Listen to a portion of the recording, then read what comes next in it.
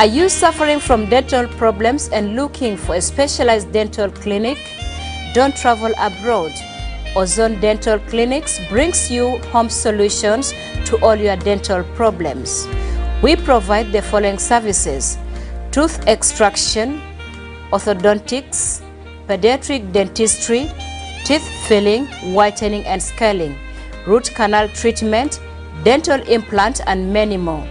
Ozone Dental Clinics has specialized medical crew using the latest and high-quality testing machines. Ozone Dental Clinics opens from 9 a.m. to 9 p.m. every Monday and Saturday, and from 3 p.m. to 7 p.m. every Sunday. We are located at Nimra Talata next to Antipas Pharmacy. For more information, you can call us on +211 926 555562 or +211 929 401010. Ozone Dental Clinics is the best and perfect solution to all dental problems. Driving in demanding environments can make your engine work harder, adding stress to all the internal components, making them wear out more quickly. Engine combustion produces ash and other deposits that can form a sludge, blocking vital oilways and restricting oil flow throughout your engine. ADNOC Voyager is specially formulated to guard against sludge buildup by cleaning your engine. ADNOC Voyager is certified by major car manufacturers and is engineered for optimum performance, ensuring maximum protection throughout the life of your engine. ADNOC Voyager. Drive with confidence.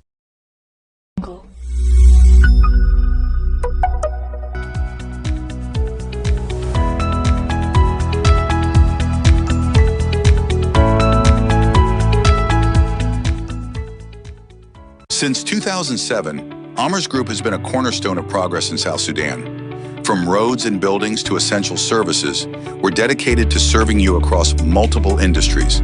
At Amers Company, we don't just build structures, we build the future. Our work in infrastructure, real estate development, and oilfield engineering powers the heart of South Sudan's growth. From concept to completion, we are shaping a thriving nation. As the sole distributor of Hitachi machinery, Amers Hitachi provides reliable equipment for construction, from excavators to cranes. At Amers General Trading, we offer trusted brands like ADNOC Lubricants, Triangle Tires, 3A Tires, and Amcol Energy MF batteries to keep South Sudan moving forward. Amers Auto Services keeps your vehicle safe and running smoothly with professional wheel alignment, wheel balancing, and periodic services.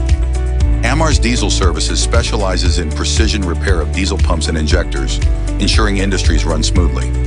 Amers Pharma delivers quality medical supplies, promoting a healthier South Sudan. Amers Group, building South Sudan, connecting communities and serving industries. Together we move forward. Amers Group, better team, better services, better capacity.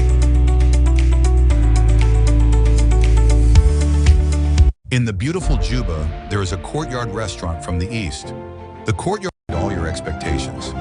On one side of the courtyard, a tree with flowers and a table of delicious food. Everything in comfortable seats or unique decoration, it will create a relaxing and pleasant dining environment for you. Our service team is warm and thoughtful, always paying attention to your needs and making you feel at home. Come to Sun Valley and let delicious food and beauty meet. Address Gure, next to Mary Queen Church. Order phone number 09-280-76300.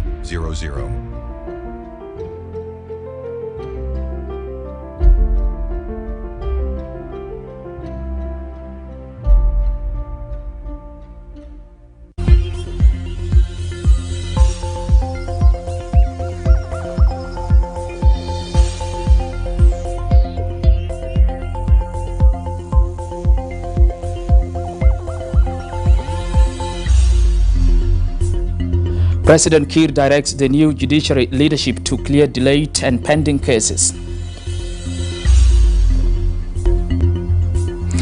Government launches finance digital literacy campaign.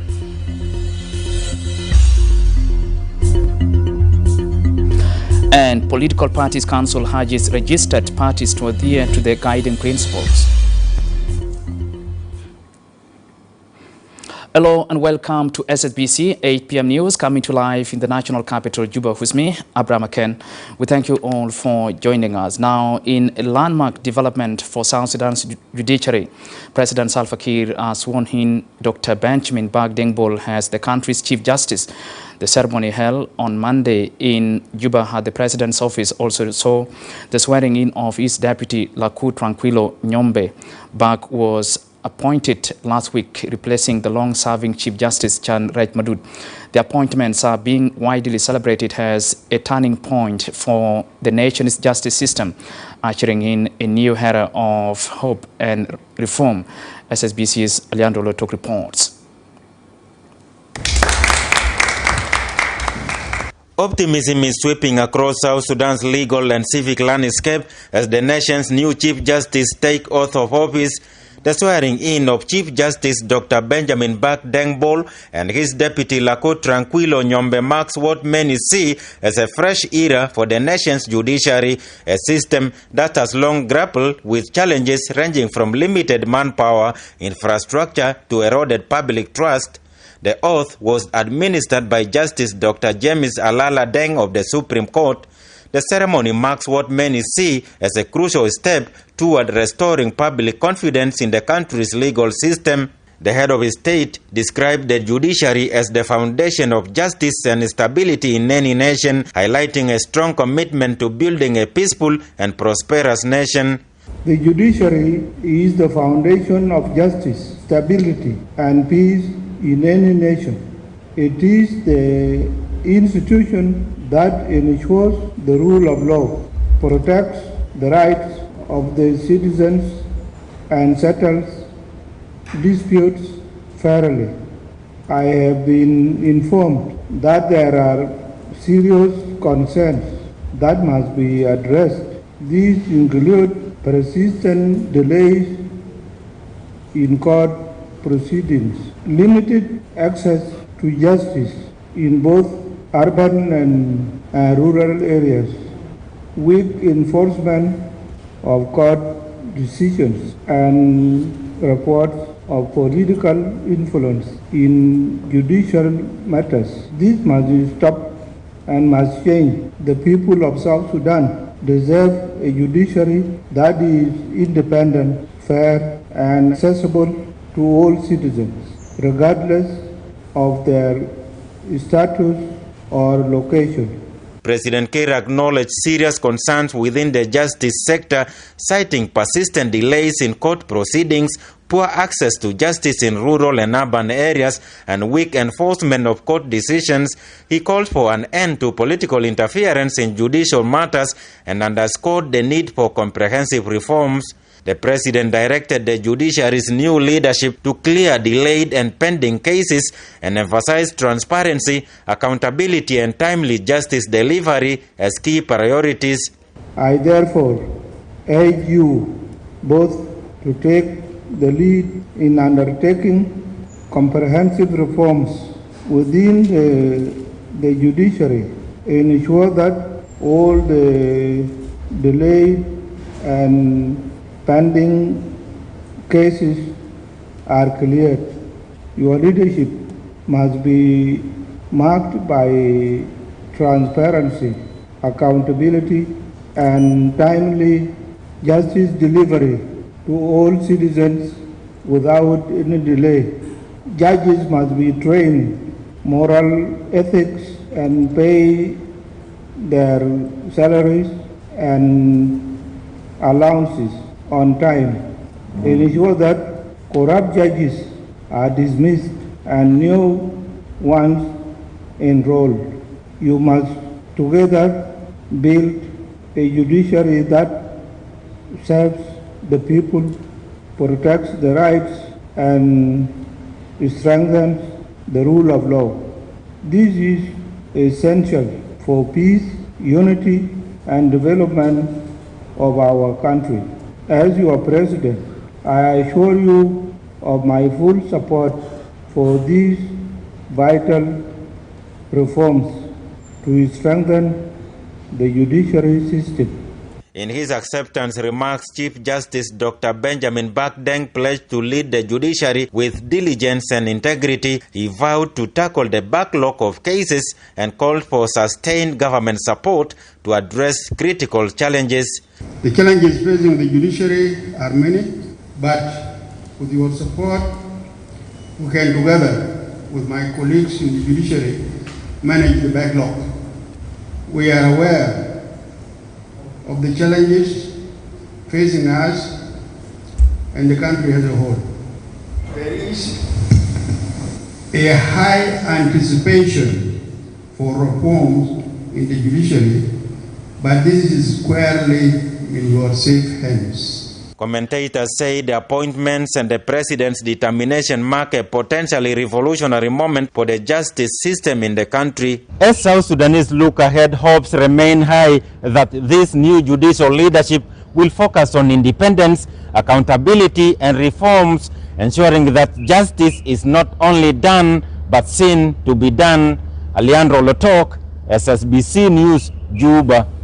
Thank you, Leandro Lotok, for that report. The Speaker of Parliament, Gemma Nunukumba, has called on board members of the Concern for Women and Children, a charity organization founded by the First Lady Mary Ayan Mayadi, to work for transparency and betterment of the South Sudanese citizen. Nunu was speaking on Monday at the Capacity Building Development Program organized by the organization's Board of Directors, where she stressed the need for collaborative efforts to improving service delivery. A member of the Board of Directors and legislator Mary Nyawulang says the organization is working for the benefit of women and children by helping them in different capacities. The Under-Secretary of Defense, Gregory Denkwaj, affirms the commitment of the organization in doubling efforts to strengthening its policies and mandate aimed at improving the welfare of children and women in the country. We need good cooperation between, because the board set the policies, the executive executes, and the report. The issue of transparency in the management of the organization, very important. And understanding. Most of the time, the First Lady is the founder. She is the patron. We need to help her run the organization. We are to solve the problems of the organization, not all the time disturbing her with our own. The same responsibility we are supposed to do, we carry to her. Members of the board, ladies and gentlemen, by expressing my deep appreciation to Her Excellency the First Lady, not only for the invitation today, but for the leadership and the love she consistently shows to the women and children of this country. The organization was a foundation of Her Excellency, Madam Mary Ayan Mayadi. She has really put a lot of energy and time that she established this organization for the benefit of the women and the children. Having the experience of this country, how women and children have really suffered before the war and after the war. And that's why she became with this creativity that she needs to see women and children and youth, their life are touched to this program. The vision and the mission for this organization, we need to empower the women. We work with our partners that are really supporting the organization so that we can be able to take a step forward. Especially on how to strengthen the policies, the mandates, conduct of any other businesses that promote the welfare of our children and women and elderly. That years to come, concern for women and children will rise to the highest ladder of international level. I am with full support to the management and board of directors at any time through the journey towards progress. And all resolutions that comes out from this workshop will be fully supported from my side. As diplomatic ties between Juba and Addis Ababa continue to grow, Ethiopia is set to construct its permanent embassy residence in Jengoli area along Bilpam Road, following the allocation of a 3,000 square meter plot of land by local authorities. The land allotment documents have been handed over to Monday Samaya Kumba, the Minister of Foreign Affairs and International Cooperation, for official submission to the Ethiopian Embassy in Juba. Our reporter Abraham Felix has the details. With peace and stability continue to hold, development tops national agenda goals, as government of Central Equatorial State has allocated a 3,000 square meter plot of land for the Embassy of Ethiopia, with the acting governor of Central Equatorial State, Paulina Lukudu, and the Commissioner of Juba County, Emmanuel Tete, handing over land allotment documents to the Minister of Foreign Affairs, Monday Samaya Kumba, to be submitted to the Ethiopian Embassy. This now paves the way for the construction of the Ethiopian permanent embassy residence in the Jengeli area along Bilfam Road. Immediately following the handover, Deputy Minister of Foreign Affairs Akwebona Malwal led a team comprising acting governor of Central Equatorial State Paulina Lukudu and the Commissioner of Juba County Emmanuel Tete alongside the Ethiopian charge the affairs. The government stresses this land grant underscores South Sudan's strong commitment to deepening ties with Ethiopia as part of broader effort to improve infrastructural settings, more accommodation to the foreign missions. Abraham Felix, SSBC, Juba. Government, in collaboration with MTN South Sudan, launches financial digital literacy campaign. The 21 Days of Yellow Care campaign in Mangaten IDP's camp is aimed at enhancing digital literacy to the areas underserved. This digital literacy campaign, according to MTN South Sudan, includes ways of using Momo or mobile money and other digital educational programs for the mobile users to make transactions. In his keynote address during the launch of this campaign, Information Deputy Minister David Yao Yao commended MTN for such programs, saying government supports access to financial services in the rural areas. This, he says, would enable farmers and health workers perform their duties efficiently. The Undersecretary for Information, Mayuen Bulubekchol, welcomed the initiative, urging the company to use local languages to ensure messages are well understood by local population. National Communication Authority's Director for Research, Engineer Chol Joseph, warns against such campaign for commercial visibilities, advising telecom operators to demonstrate the real social corporate responsibility.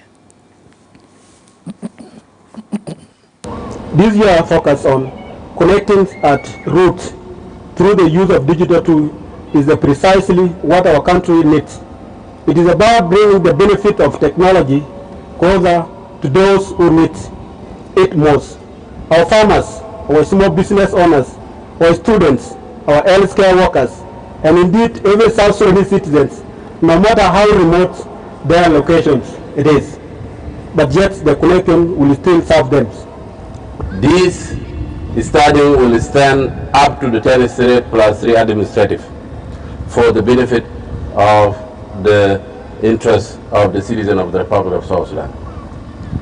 My suggestion, as you are aware, the level of education in all over the country, I hope you have a tool that you'll be able to communicate to our local people in their different languages, at least to make sure you send your message on the way of learning. Some of the companies, when they declare their social corporate responsibility initiative, they go and paint some walls here and there, and then they said this is the social corporate responsibility. But this painting, it is only a commercial visibility for the company. It is not benefiting the community in any way. But today we are seeing this initiative is meaningful and is targeting one of the vulnerable groups that we are aspiring to connect and to include in our digital transformation. As the Political Parties Council ramps up preparations for the upcoming December elections, it has urged all registered political parties to strictly adhere to the Council's guiding principles.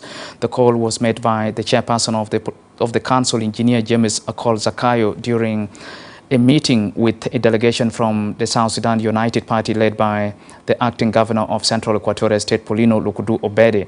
The delegation visited the council to gain insights into its ongoing electoral preparations and engage in dialogue on the role of political parties in ensuring a peaceful and transparent electoral process. We at the council, we are mandated to register, monitor, regulate and deregister political parties. So people should also know that our role is not only to register parties, we also have a role to deregister parties that are already registered. So we urge all the parties to adhere to the rule of law and to abide by the rules and regulations of the council. The main purpose of this visit is a courtesy call to the premises of the Political Parties Council, because this is where all the political parties are registered and the political parties are regulated. And as a non-violence political party which is preparing to contest in the coming election, we wanted to also assure the public that we are very much concerned of the democratic transformation in the country and fostering the democratic culture and the political participation culture. That's why we came to say that we are very ready, and the party is working together with other political parties which are non-violent in this country. The Commissioner General of the South Sudan Revenue Authority, Simon Akweideng, has issued a stern directive prohibiting the use of personal staff details in taxpayer registration. Speaking during a media briefing in Juba on Monday, Akwe revealed that a recent system audit conducted by the Domestic Tax Division uncovered widespread misuse of the authority's staff information by registered taxpayers, emphasizing such practices are compromising the integrity and independence of the tax system. He wants companies and individuals involved to urgently update their registration information and ensure all records reflect the actual details of the taxpayers or their legitimate representatives. The authority is expected to take further action to ensure compliance and restore trust in taxpayer registration process. After we did the system audit, especially in the domestic tax, we realized that most of the details of the taxpayers are details of the staff of South Sudan Revenue Authority. And when we try to trace and call the taxpayers, most of the calls or emails are responded by the staff. This is a very serious violation of the law. Section 17 and 18 of Taxation Act 2009 stipulate that registration of taxpayers must be verifiable, must be correct, and must be accurate. And there is no compromise on this. So this morning, we are trying to inform the taxpayers that they should not use the staff of South Sudan Revenue Authority as their contacts. Every company has a registration certificate or an incorporation certificate. Every company has an email which is internal or a telephone number owned by the company. And every company has a location of business. These details must be for the company, not for the staff of South Sudan Revenue Authority.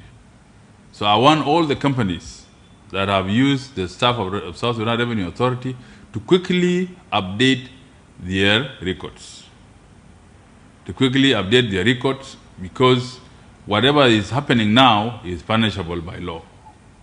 It is not acceptable that a company uses the staff of Revenue Authority details to register itself. Government has signed a charter to unify health services in the country. The move is aimed at enhancing efficiency, improve access to health care, and ensure quality services for all. This comes during a workshop organized by the National Ministry of Health in collaboration with Western Barakazan State Minister of Health in the state capital, Wau. In his closing remarks, Governor Emmanuel Primo Okello emphasized the importance of the project in strengthening the health sector. The representative of the National Minister of Health, Dr. Malik Deng, highlighted the importance of the project in strengthening health services at all levels. State Health Minister Dr. Francis Michael Hassan emphasizes government's commitment to supporting the project. أننا حنقف مع الوزارة تحت قيادة بتاع دكتور فرانسيس وكل الطاقم الطبي الموجود والإداري في إنه كيف البرنامج ده لازم يتم تنفيذه بصورة كويس والخدمات الصحية تصل لمواطن ومواطن يلتمس الصحة من خلاله. درب بداية قوية يدعم ولاية خرب بحر الغزال وكل ولايات بتاع بحر الغزال الكبرى. Since we started One Health, few things have changed. We have to see One Health not to be for the health peoples. One Health is a principle that brings animals, the environment that we live in, and also the human health itself. In the equation that you are what you eat. For you to live long, you have to eat healthy foods. For you to live long, you have to have an environment that welcome you to live healthy and also safe. يمكن نحن في الولاية اليوم نحن بنوقع وبنعلن الميثاق، لكن ده بيكون لنا تحدي كبير أمام شعب بتاع الولاية اللي نحن مسؤولين منه، لأنه كل الأشياء اللي نحن مرينا بيه وماشيين نوقع عليه في الوثيقة نحن بنكون مسؤولين. دعم بتاعتك أنا واثق إنه كل الوزارات المختصة. We now go for a break, and when we come back, we shall go to Malakal, the capital of Upper Nile State, where Governor James Kongchol has called on the community of Maiwut to support government's efforts to promote peace and stability in the state. Please stay with us.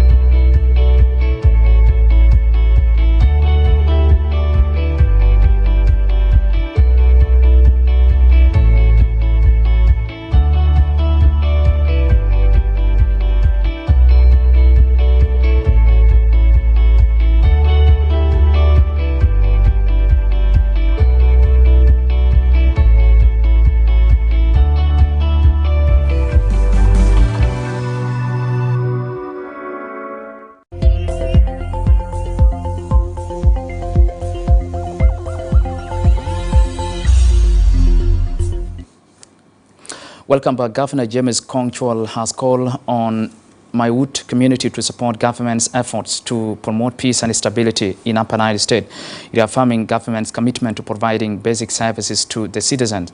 Governor Kong made the remarks during a ceremony organized by the Maiwut community.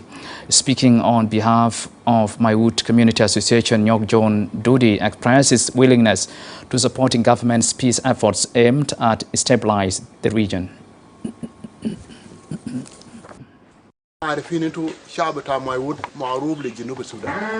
الجنوب تونغ مي مانغوا جنوب السودان لا ينتو مايوت.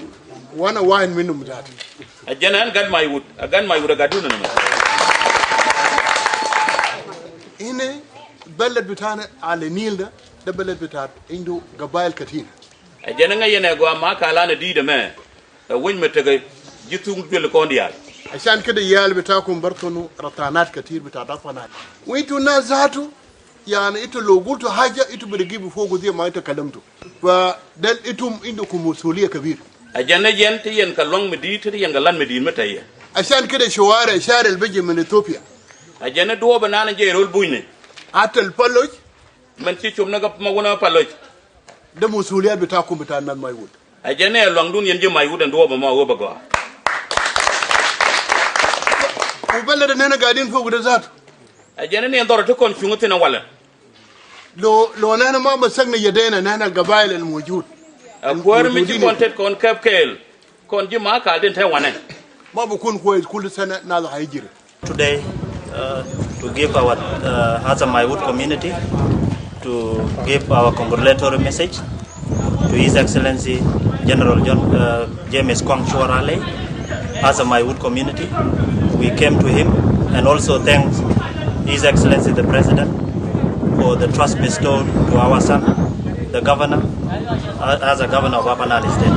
And we, the Maiwut State, we are happy for the appointment of His Excellency bestowed upon you, Your Excellency.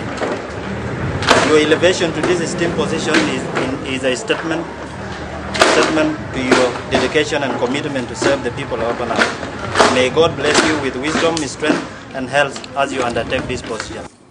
To Warab State Capital, Kwajok, where the government joined the United Nations, joined the United Nations mission in South Sudan, UNMISS, in commemorating the International Day of Peacekeepers. Speaking at the event, Warab State Minister of Cabinet Affairs, Dr. Achil Malay, commended UN peacekeepers for their resilience and dedication in supporting peace and delivering essential services across the state. UNMISS representative reaffirmed the mission's readiness to supporting both community and national reconciliation efforts, emphasizing the United Nations' continued commitment to peace building. To our national colleagues who strive every day to build a better future for their communities and their country, Mabruk.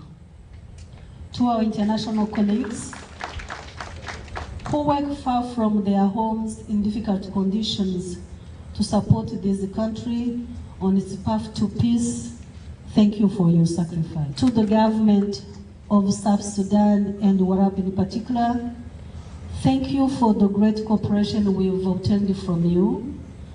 And to the people of South Sudan, we thank you for your unwavering support. Peace begins with all of us. Thank you very much. It is our work as the government to make sure that nobody is above the law. The SPLM was founded on 16 May, and UNMISS Peacekeeping Day in May. I think it is our day together. We also need peace in Toy. Last week, Her Excellency the Acting Governor and I, plus other government officials, were able to visit Toy North areas, the water sport areas, and these people say they need peace, actually before they start cultivating, because they are tired of this country. The Twitch East County community in Jonglei State has conducted a program to solicit funds to facilitate the return of the people of Twitch East home. Addressing the occasion, Samuel Atenpech, who was the chief guest at the event, appeals to the state government and people of goodwill to facilitate the return of Twitch East community to rebuild their lives and help foster development. The Commissioner of Twitch East County, Jwacha Rogjwach, says the objective of the program is to ensure the return of displaced population to their areas. As the chief guest of today's function, I have seen that there is a will from the people of Twitch East community for the call of going back home. They are really willing, and due to the financial shortage, they are not able to facilitating themselves to the homeland. We call upon the government of Jonglei State, His Excellency Riegai Cook, to come in supporting the Twitch East dream of going back home, as he lives in their own home. Chairman of the community, association in Bo town. Our gathering of today is on a racing. We call all the friends and the community who are neighbors to us, and also we, the Twitch community, to come and give something our part. The reason why we are trying to relocate our place where we were in, it is part of the county. That's why we brought this. Coming up, rehabilitation work on Juba Bridge has been successfully completed. We will have that story right here after a short break. Please do stay with us.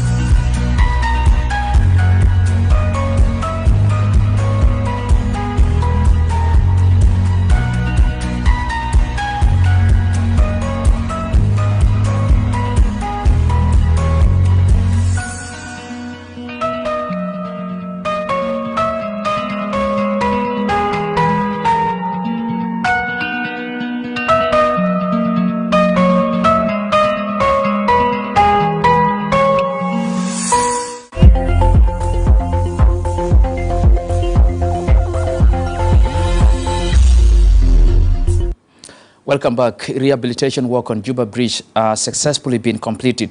The managing director of Rhino Star Road Construction Company, Peter Temngor, announces this to SSBC on Monday, appreciating government efforts in enhancing road infrastructure to facilitate services delivery and his movements of people and goods across the region. The executive director of Roads Authority, Benjamin Warile, assures the authority's commitment to providing services to the public. The right-bound lane, the lane coming out of Juba towards Bumbo, where there is a deck at the exit, it has broken nuts and bolts, and that's why it's also making the vehicles, when they exit the bridge, to vibrate a lot. And the risk of the river crossing, cutting the road at a place where it shouldn't be. Now we have taken note of that, and of course we are going to come up with an emergency plan to tackle all these issues. We can build, Rome not build one day, build for many years and for Rome. Southern will be a better country, people will come back, Greater Barakazal Student Association at Upper Nile University organized a farewell and welcoming ceremony to honor the outgoing and new students. Speaking at the event in Juba over the weekend, Malong Ayok Ahmed encourages South Sudanese youth to enroll in public universities, describing higher education as a cornerstone for a national development. Former Warab Governor Maniam Bolmalek congratulated the new students for joining the university. The chairperson of the Greater Barakazal Student Association, Dut Akol, highlighted several challenges students faced during their academic journey. The event aimed to foster unity, inspire academic excellence, and strengthen the spirit of leadership among students. Let us take the public university a priority, especially the Minister of Higher Education, because we are going to have people who are going to be introducing something to the community, because they are going to be scholars. They are going to be having a knowledge. If they implement it in their respective fields, that means we are going to benefit from them. And therefore, it's good if the government have do their best. I know they are working hard, but still there are so many areas need also to be done. Congratulations for making it. And for those who are coming to university, you are welcome to the new world. This is a new world for you. If you were joking in primary and secondary school, you are now initiated. And now you are a man. And if you are a man, please leave behind all what you think that you were still a kid. Now you are a man and you are going to university, and from university, people will have hope on you that when you graduate, you'll be able to lead your people of South Sudan. It is a very great jubilation today as we are children of Greater Bahr el Ghazal.